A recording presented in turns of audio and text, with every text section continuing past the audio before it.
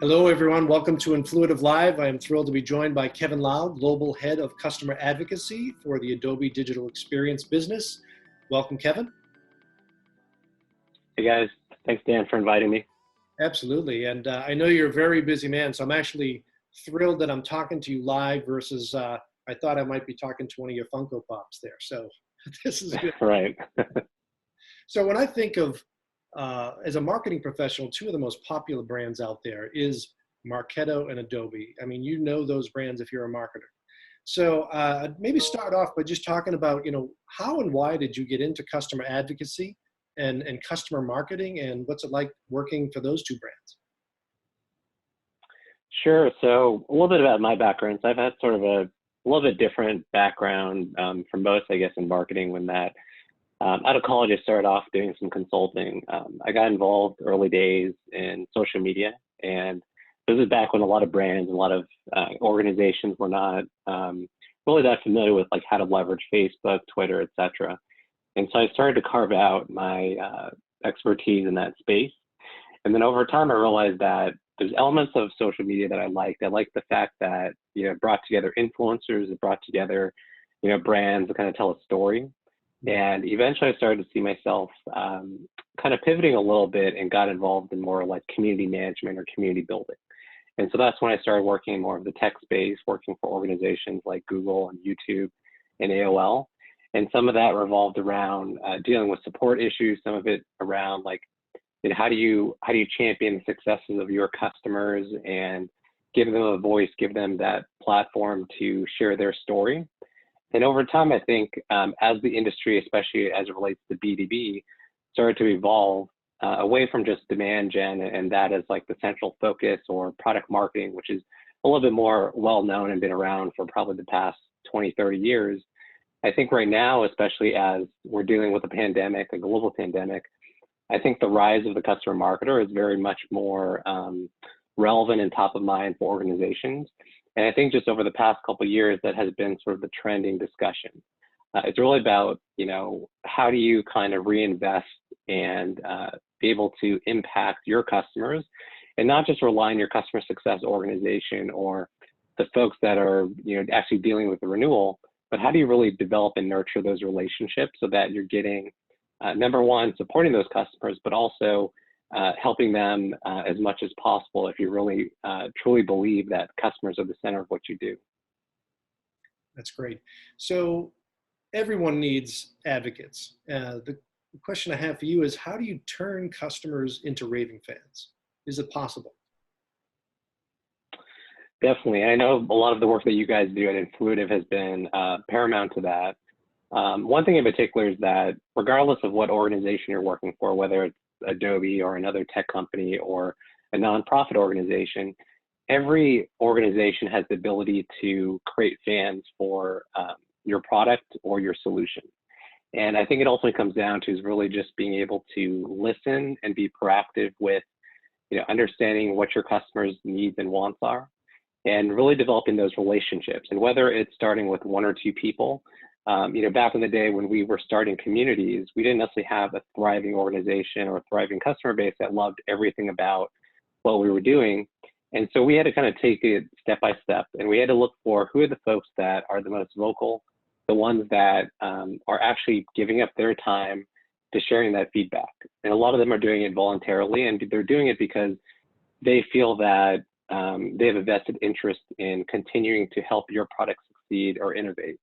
And so I think if you can develop those relationships early on, they will become one of your biggest assets, your biggest resources that are going to help you position your objectives, your agenda, especially as you're trying to get additional resources, buy-in from your organization, et cetera. And so organizations right now, especially, they're looking to how do they retain their customers and keep them happy. Well, this would be the conduit that helps you get to that point.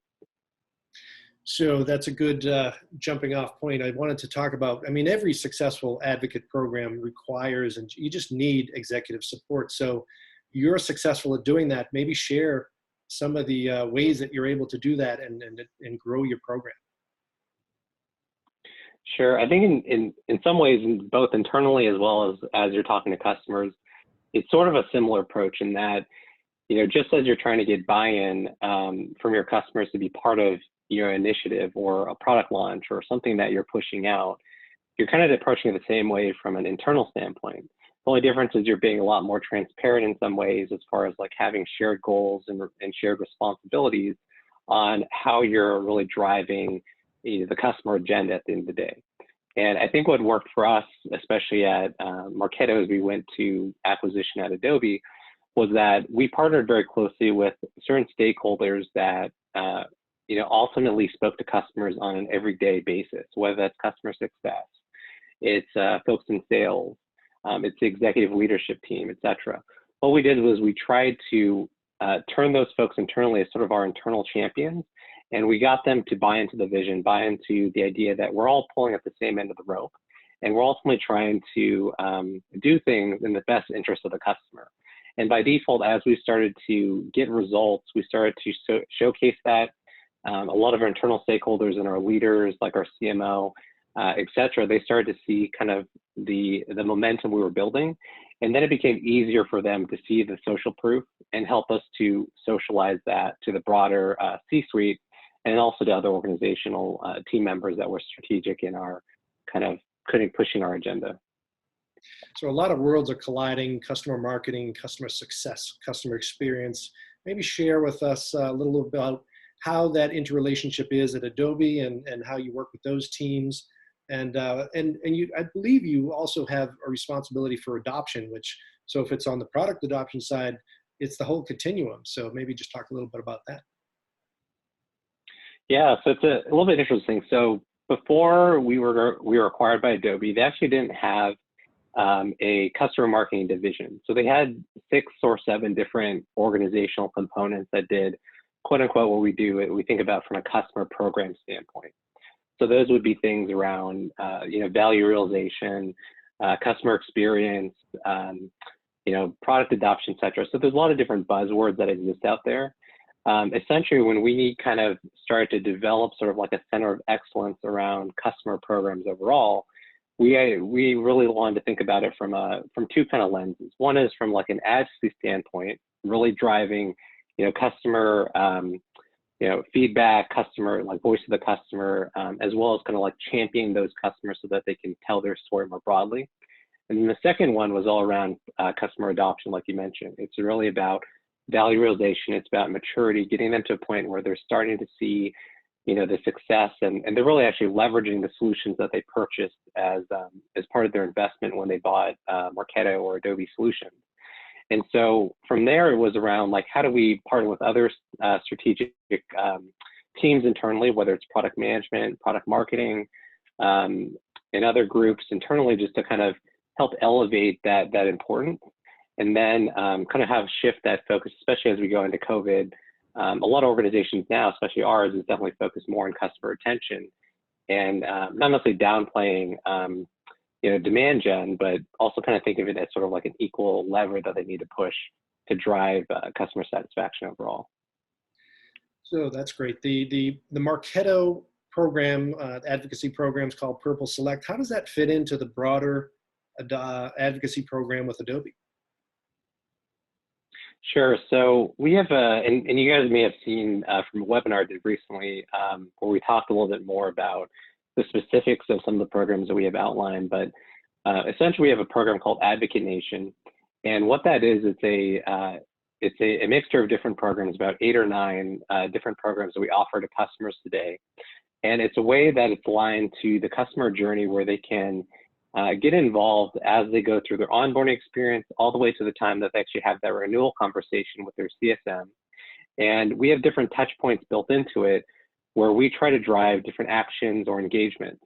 So Purple Select, which is the platform that we use that's powered by Influitive, that's a solution that we use to help drive deeper, not just product awareness, but also get feedback. We use it to help us socialize different initiatives. We do fun contests.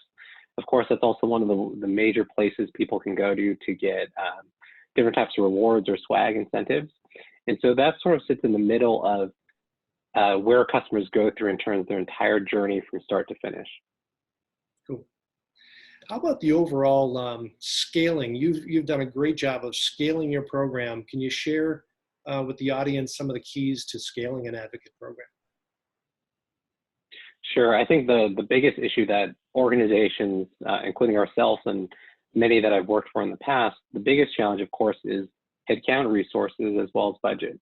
Those will probably continue to be one of the biggest things that we face even after this pandemic exists. But I think the biggest thing is that if you're looking from a scalability standpoint, it's you have to be able to prove your value to organization early on. And so when you think about it from that lens, think about what are the primary drivers that your executive leaders actually care about. And whether it's customer retention, it could be around new logo acquisition, it could be about cross-sell, upsell, those types of things. So the better that you can align your strategic programs, whether it's your Influitive instance, your advocacy programs, your adoption programs, whatever the case is, the better that you can tie your metrics of success back to the business and how that's driving actual momentum for some of those key pillars. That's really the only way that you're going to start to see more resources and more budget and more headcount at the end of the day. So from that lens, as you kind of grow and you build scalability, you also have to come down to the realization that your team might be only so many people, and so you have to kind of focus on what are the things that are going to drive the biggest impact for your organization. So in our case, we've been very fortunate that we have a fairly large organization. We have about 12 or so customer marketers right now. And we have it very much divided up between the two camps, like I mentioned, so advocacy and adoption. And we look at it from the standpoint of what are the programs that are going to drive the biggest influence, and how do we double down on those programs and continue to ride them so that we get the best results possible. And then as we look at scaling, we look at, okay, how do we automate those things with some of the MarTech stack? We're very fortunate, of course, that we use Marketo as sort of our central hub as far as like sending out communications, driving engagement, et cetera. But then looking at how we can bring in more automation into the mix to make your job easier.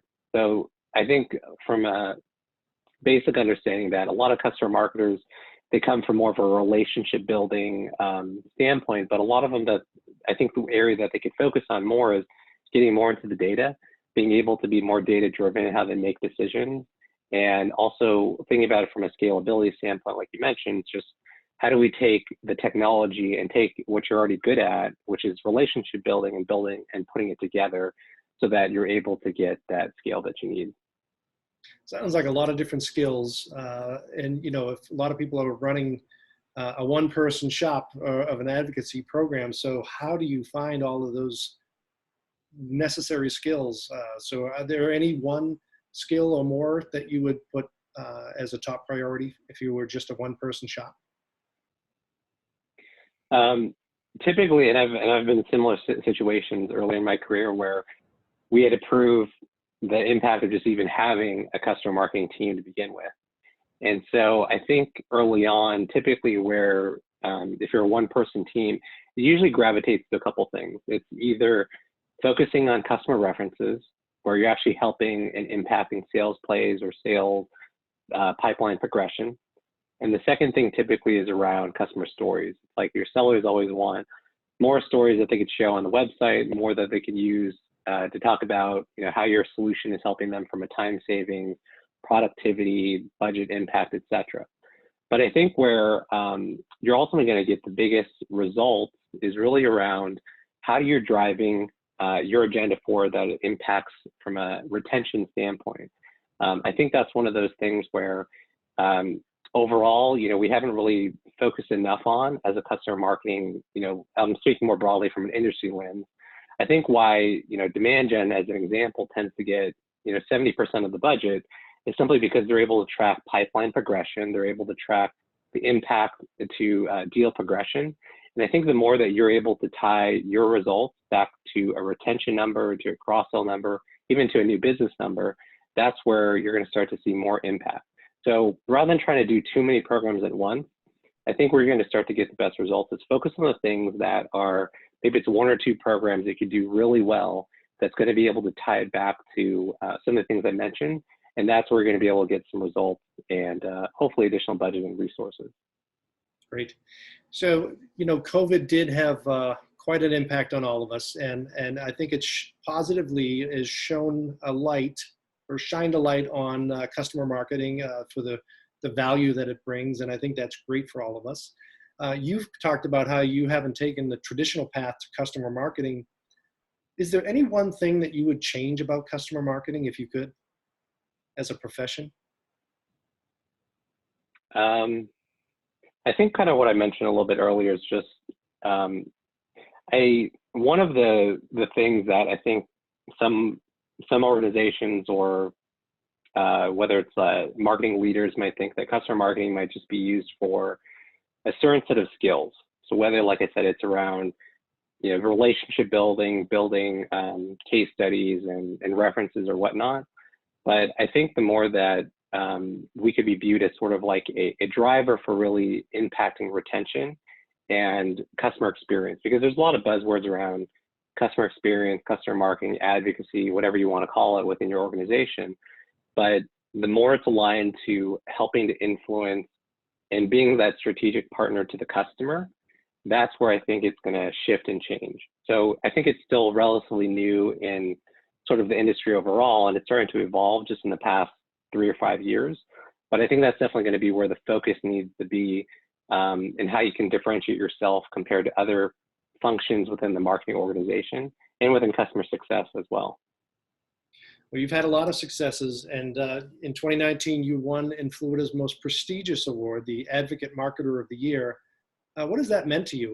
Well, I really appreciate the honor and the recognition, and for me particularly, it's more of a humbling experience. It's not so much about getting the awards and celebrating that. I think it's more validation for the team and validation for the industry overall. So customer marketing, I think, is going to be, as I mentioned a little bit earlier, it's going to be sort of that game-changing focus area that a lot of organizations are going to be doubling down on, especially as we look at post-COVID and the next 5-10 years down the road. I think B2B especially has a big opportunity to kind of reinvent itself and move away from just the traditional type of funnel marketing that we've known now for probably the past 10-15 years, and thinking about how is it really focused on customer experience and relationship building to drive the impact for the customer at the end of the day. Marketo won another fantastic award. It was Advocate Marketing Program of the Year. And so it must have been really gratifying because that was a People's Choice Award. So all of your Purple Select members brought that award home to Marketo.